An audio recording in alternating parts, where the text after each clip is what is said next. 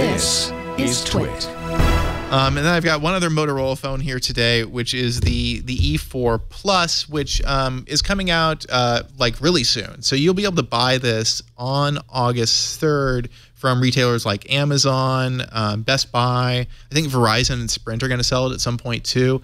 This is, by contrast, a really pretty interesting phone if you're into something that's like in the $180 to $200 segment.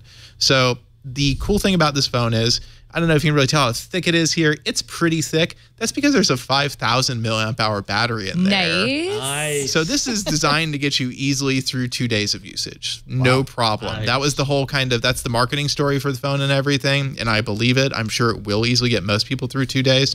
I think it has the same camera as the G5 Plus. Don't quote me on that, but and no bump because it's not. Yeah, there's thin. barely. Yeah, well, yeah, exactly. There's a little bit of battery hiding under there to elevate things. So. And it's, it starts at $180 for the 16 gigabyte version. There's a 32 gigabyte version. You should buy that one. It's $200. $20 to double your storage to be actually useful. Oh yeah, Yeah. for sure. Yeah, it's without a doubt. And the unlocked version works on all 4 major US carriers. So it's a pretty good deal. And it's Moto software, so it's stock Android, and yeah, it just it performs pretty well considering it has Snapdragon 425, which is not the fastest chip, but they could do worse. It's a travel phone. It is. And it lasts for 2 days. And you can be in a hostel with no electricity. Exactly. Please don't be in that. David, counting crows. Oh no.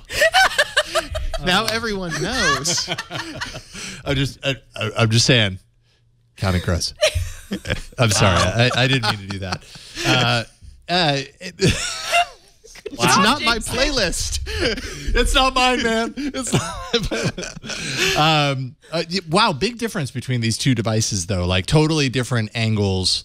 This ends up being way less expensive, but I mean that battery. Yeah. like that's something incredibly useful. It is. Everybody needs more battery life. Moto Mod's still kind of proving itself. They're just two completely different markets, but that battery life really. Yeah, this to me feels like a workhorse of a phone, especially with the 4. You can take it to any carrier in America. You can take it to most places across the world. It'll work. It lasts a long time. It's got a fingerprint scanner for security. It doesn't have NFC, which sucks, but that's just Motorola's kind of thing. They don't think people in America want NFC on their cheap phones because they don't use it. But overall, it's a really easy phone to like just for what it is, because it seems to have a very clear purpose, which is to last a really long time and be just kind of a clean software experience. And it's going to be very available here in the U.S., right? Like that was their big announcement. Yeah, definitely. So 2 days from now, it will be available all kinds of places. There will also be an Amazon Prime version that'll be cheaper.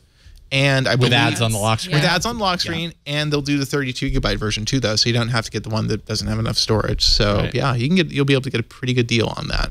Nice, that's awesome. Rad. Moto E4 Plus, $180 starting, but like Get David said, upgrade to the 200. Just $20 more. Yeah, save your allowance for a few more weeks. And there's a micro SD slot, so if you really do want to save the $20, you could use that, or both. Or both.